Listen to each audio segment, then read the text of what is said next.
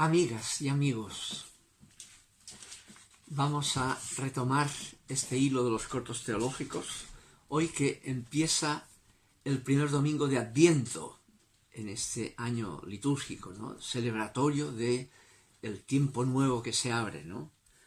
Un Adviento remite a la espera de un acontecimiento especialmente significativo, ¿no? Eso es el Adviento, la espera de algo que tiene que venir, que es inminente y que es esperado, ¿no? Ahora, esa espera, ese Adviento, cobra mayor importancia, mayor significación, cuanto menos expectativas hay, cuanto más sombría es la expectativa del tiempo en que uno está viviendo. Ocurre en esta situación nuestra actual, ¿no? Hay expectativas muy cerradas, tiempos muy sombríos, ¿no? Para algunos nulas expectativas. Eso a nivel social, general e histórico, y dentro de eso hay siempre gente para quienes en su realidad de historia personal se les cierra el futuro, está sin expectativas, está muy cerrado, sin futuro, ¿ya? Y allí es donde viene la posibilidad de un sentido especial de ese Adviento, ¿eh? Porque claro, el Adviento hacia algo que va a acontecer puede tener que ver con el fin del mundo, el fin de las expectativas, ¿no? Todo, en definitiva, lo que es acaba ligerito no siendo, ¿ya? Todo el ser es para no ser, y por tanto siempre se cierran y se cerrarán todas las expectativas de todos los vivientes, de todo lo que ocurre. Y ahí es donde surge la otra perspectiva, que es ¿y qué sentido, qué finalidad tiene esto que acaba cerrándose todas las expectativas? ¿Tiene sentido? ¿Tiene finalidad el mundo que tiende siempre a un fin en todo lo que es? Todo acaba, ¿ya? Remite esto a lo que vimos el domingo pasado, cuando en esa perspectiva de un Jesús que está cerrado a todas las expectativas, va a ser condenado a ser crucificado, apartado de Dios, incluso maldito de Dios, y Pilato le pregunta, ¿y qué es la verdad?, ¿no? Y hablamos de eso y vimos cómo la verdad se identifica ahí con el fundamento de la esperanza, a pesar del fin de todas las expectativas, ¿no? La esperanza se funda en otro, no en las propias posibilidades ni que sean tecnológicas del propio mundo. Esas son expectativas que pueden acabar siempre para peor. Incluso las tecnologías más avanzadas pueden ser para peor, que cierren todas las expectativas por culpa de esas mismas tecnologías, ¿no? Es el riesgo en que estamos hoy, ¿no? La esperanza se funda en otro, y es ahí donde vimos qué significa lo del reino. Yo soy rey, dice Jesús, y ese rey se identifica con el yo soy, en Juan 8, ¿no? El tetragrama sagrado. Cuando ya esté sin ninguna expectativa, clavado en la cruz, conocerán que yo soy, que hay esperanza, a pesar del derrumbe de todas las expectativas. Es en esa línea que se ubican los textos también con que empieza este año litúrgico, ¿no? El reinicio del tiempo, ¿no? Con tres tipos de textos, ¿no? En primer lugar está el texto del profeta Jeremías, ¿no? El profeta Jeremías, en el capítulo 33 del texto, ¿no? El profeta Jeremías se ubica históricamente en el 600 a.C., ¿no? Justo en el momento en que ha invadido Nabucodonosor, el que implantó después de destruir Nínive, implantó el segundo imperio babilónico, ¿no? El año 602 se destruye Nínive y el 593 decide ampliar su imperio babilónico nuevo, ¿ya? Y llega ahí a Judá y a Jerusalén. Y es cuando el 593 destituye al rey que había ahí, que es Joaquín, rey judío en Jerusalén, y en lugar de él coloca otro rey, Sedecías, ¿no? Coloca otro rey. En ese contexto está Jeremías ahí, vinculado al reinado de Sedecías, ¿no? Y entonces Nabucodonosor se eleva a Joaquín, el rey depuesto, junto con otros deportados judíos a Babilonia.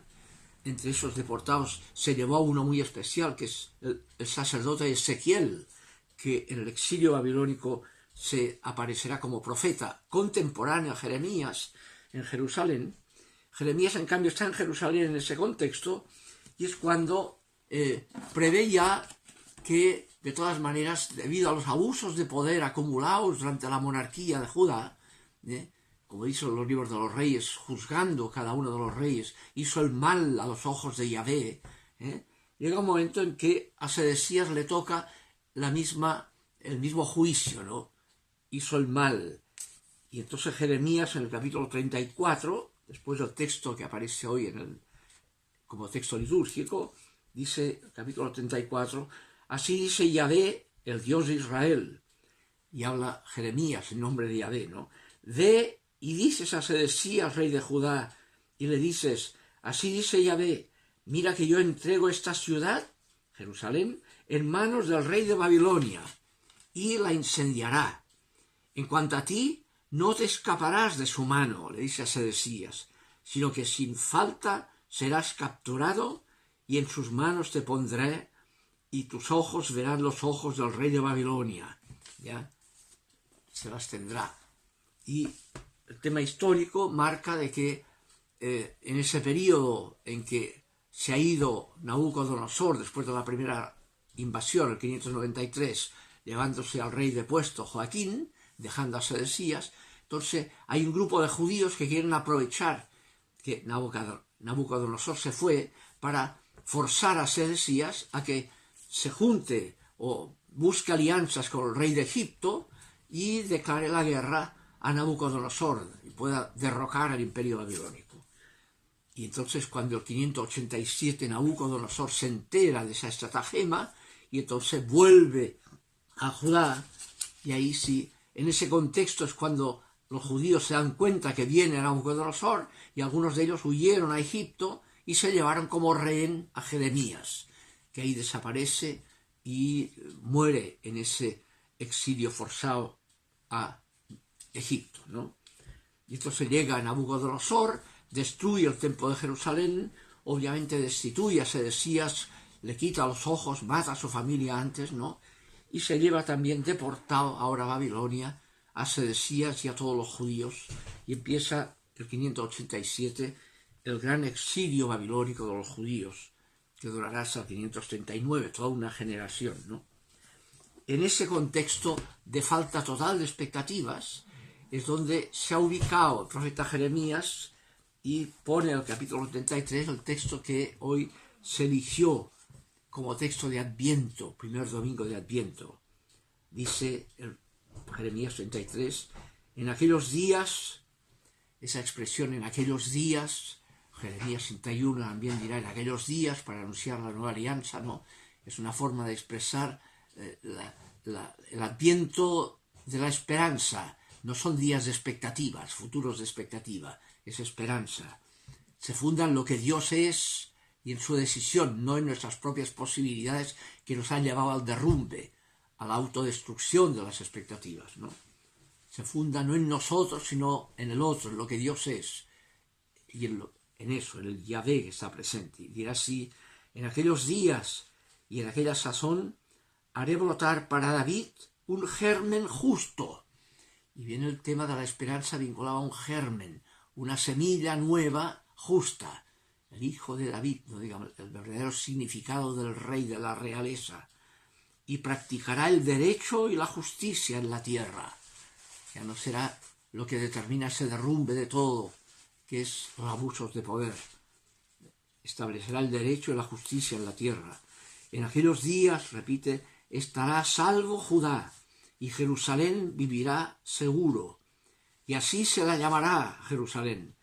Yahvé, nuestra justicia. Ese será su nombre. Yahvé es nuestra justicia. Ya, no nosotros mismos, que somos incapaces de justicia. Funcionamos por un poder a costa de la justicia. La esperanza es Yahvé garantiza la justicia. Es el que hace justicia. ¿Ya? Es el tema de Jeremías, la esperanza. ¿Ya? El adviento de la esperanza, el germen que vendrá. Obviamente, este adviento en el judeocristianismo se identificará con ese hijo de David, ese germen, ese nacido nazareno, Jesús. ¿Ya? En esa línea viene el segundo texto de la lectura, es el de la primera carta a los tesalonicenses. Esta carta es el texto más antiguo del Nuevo Testamento. Es escrita el año 50. Está muy bien fechada, ¿no? El primer texto del Nuevo Testamento, el año 50, ¿no? Y en esa carta hay un contexto en que había una expectativa religiosa vinculada a que después de morir Jesús, de haber hecho la experiencia de que vive, la experiencia querigmática, surge entonces el tomar en serio unas palabras de Jesús, atribuidas a Jesús, según las cuales Jesús había anunciado que no pasaría esta generación antes que el Hijo del Hombre vuelva. ¿Ya? En otro texto dirá, no se terminarán todas las ciudades de Israel, que no eran tantas, antes que el Hijo del Hombre venga.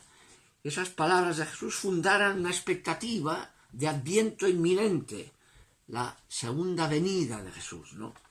Y en ese contexto de expectativa inminente de la segunda venida de Jesús está ubicada esta carta, de la cual participa el mismo Pablo, ¿ya? De hecho, la carta al menos sale 3 veces. En el primer capítulo dirá, se espera así al Hijo Jesús, que ha de venir de los cielos, en el capítulo 1. Después dirá, ante nuestro Señor Jesús en su venida, capítulo 2.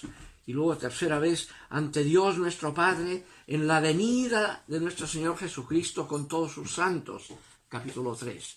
Esa venida inminente. El texto que tenemos aquí se ubica a partir del capítulo 3, ¿ya? En que Pablo, como ya vimos el otro día, en lugar de poner el acento en ese tiempo, en cuándo será esa venida, la inminencia de esa venida, cuándo va a ser, cuándo será, pone el acento en el sentido que tiene esa expectativa de la venida. ¿Qué sentido ético? ¿Cuál es el sentido de la existencia que tenemos que practicar en el ahora y aquí, dejando de lado lo del cuándo? La pregunta del cuándo no es importante. Lo importante es, a partir de esa experiencia de que la irrupción de lo que Dios es marcará el sentido de la vida, vivir en ese sentido ahora. Y elabora en el texto de hoy la consecuencia ética de esa esperanza. La ética, ¿ya? Y lo dirá al comienzo del capítulo 5, en lo que se refiere al tiempo y al momento, hermanos, sabéis perfectamente que el día del Señor ha de venir como un ladrón en la noche, o como una mujer encinta, digamos. Por tanto, no se preocupen del momento, lo importante es vivan con sentido el ahora y aquí. Ahí pone el acento el texto, ¿no? Aunque Pablo, en esta carta, está convencido de todas maneras de la inminencia de esa irrupción, de esa venida, fiado en lo que dije antes, ¿no?, de que Jesús había dicho que no pasará esta generación. Y él era joven y por tanto él está convencido de que a él lo pillará vivo esa venida. Cuando venga el Hijo del Hombre, él estará vivo, si será en esta misma generación. Eso es su confianza. Y lo dice en el capítulo 4, a continuación del texto que se eligió para la lección ética de lo que implica, el texto de hoy, dirá en el capítulo 4, versículo 13, dice, hermanos, no queremos que estéis en la ignorancia respecto de los muertos, de los que han muerto, para que no os entristezcáis como los demás que no tienen esperanza. Porque si creemos que Jesús murió y que resucitó, de la misma manera Dios llevará consigo a quienes murieron en Jesús. Os decimos esto como palabra del Señor. Aludiendo a eso, no pasará esta generación. Se fía de esa palabra del Señor entendida en ese sentido. Y entonces dice, nosotros, los que vivamos, los que quedemos hasta la venida del Señor, no nos adelantaremos a los que murieron. El Señor mismo, a la orden dada por la voz de un arcángel y por las trompetas de Dios, bajará del cielo, y los que murieron en Cristo resucitarán en primer lugar. Después nosotros, los que vivamos, los que quedemos, seremos arrebatados en las nubes junto con ellos al encuentro del Señor en los aires. Y hace esa distinción cuando irrumpa esa venida, que será en esta generación y por tanto nos pillará vivo a algunos y a mí, dice él, no. Nosotros los que vivamos saldremos al encuentro del Señor y los que hayan muerto resucitarán y ahí estaremos juntos, ¿no? La expectativa adventista, ¿no? De que cualquier día irrumpirá y nos pillará vivos, ¿no? Que siempre ha fallado, con que pasó esa generación y no vino, entonces se atribuyó ese sentido de no pasar a esta generación al milenio, tomando el capítulo 21 del Apocalipsis, al milenio. Y entonces el milenio irrumpirá. Y llegó el fin de milenio y no pasó nada. Y se traspasó al segundo milenio. Los milenarismos siempre se fundan en una mala interpretación de eso, en ponerse, en interpretar así. Se equivocó el mismo Pablo en eso, ¿no? No pasó esa generación, no pasó nada en esa generación a ese nivel de la venida del Señor. Eso significa otra cosa. No se fíen de esas expectativas ni que sean religiosas. Fallan. Es esperanza. Y ahí el texto de hoy, que culmina en el Evangelio capítulo 21 de Lucas, pone esa perspectiva del contraste entre expectativa y esperanza, ¿no? Y dirá el texto, versículos 25 en adelante, del capítulo 21 de Lucas, ¿no? Primero pone toda esa mitología apocalíptica, ¿no? Habrá señales en el sol, en la luna y en las estrellas. Ya, como para decir, es una forma apocalíptica de expresar la importancia del acontecimiento, de la esperanza que implica, ¿no? Y si se fijan, el Evangelio de Mateo, cuando dice que muere Jesús, para decir la importancia de ese acontecimiento pascual, pone estos mismos signos apocalípticos en la muerte de Jesús, ¿no? El sol y la luna se oscurecen, las estrellas se mueven o caen, ¿ya? Es una forma apocalíptica de indicar algo que es importante, ¿no? No es que haya ocurrido nunca eso y no ocurra así, de esa manera, ¿ya? Es apocalíptico, es mitología apocalíptica, ¿no? Dice, entonces la gente angustiada por esa situación estarán perplejas por el estruendo del mar y de las olas, como maremotos, ¿no? Muriéndose los hombres de terror y de ansiedad por las cosas que vendrán sobre el mundo. Aquí está todo el tema, las expectativas pueden ser sombrías, como en la cultura, no se fíen de las expectativas, la salvación no se funda en lo que nosotros podamos hacer, puede ser para peor la tecnología incluso nuestra, ¿no? Porque las fuerzas de los cielos serán sacudidas, y entonces, dice, verán venir al Hijo del Hombre. Y hay una descripción apocalíptica sacada del capítulo 7 que vimos la semana pasada de Daniel, ¿no? El Hijo del Hombre que viene a iniciar, personalizando el inicio del reino, la irrupción del reino. ¿Y en qué consiste? El versículo que es el núcleo del texto de hoy, ¿no? Cuando empiecen a suceder estas cosas, cuando parece que ya no hay ninguna expectativa posible, cuando estemos en la impotencia total, cobrad ánimo y levantad la cabeza, porque está cerca vuestra liberación. En Dios está cerca, la cercanía del reino. Dios es cercano a toda la gente de la calle. Por tanto, cuando fallen todas las expectativas, ábranse a la esperanza. Confíen que Dios es cercano. Yo estoy ahí. La palabra, la primera persona del verbo ser, que es el nombre de Dios, el verbo ser en primera persona. Yo estoy ahí. Yo soy el que estoy, aunque tú no estés ni ahí, aunque no tengas ninguna posibilidad de esperar nada, estás perdido, confía que yo estoy. Yo fundo la esperanza, no tú. Tú fundas expectativas, que todas fracasan en definitiva. La esperanza se funda solo en esa realidad que llamamos Dios, en la presencia de ese absoluto. Yo estoy ahí.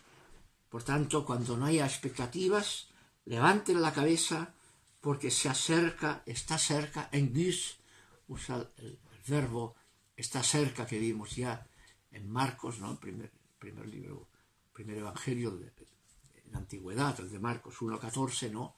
Se ha acercado, está cerca, confíen que está cerca vuestra liberación, ¿ya?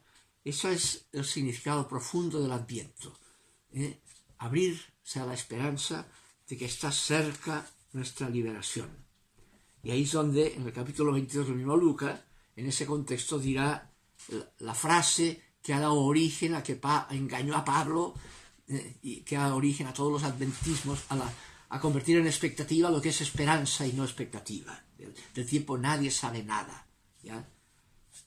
Es el capítulo 22. No pasará esta generación hasta que todo esto suceda. Obviamente, cuando dice no pasará esta generación, sí, la irrupción del reino, esa cercanía de Dios en la impotencia total, se da en la muerte de cada uno.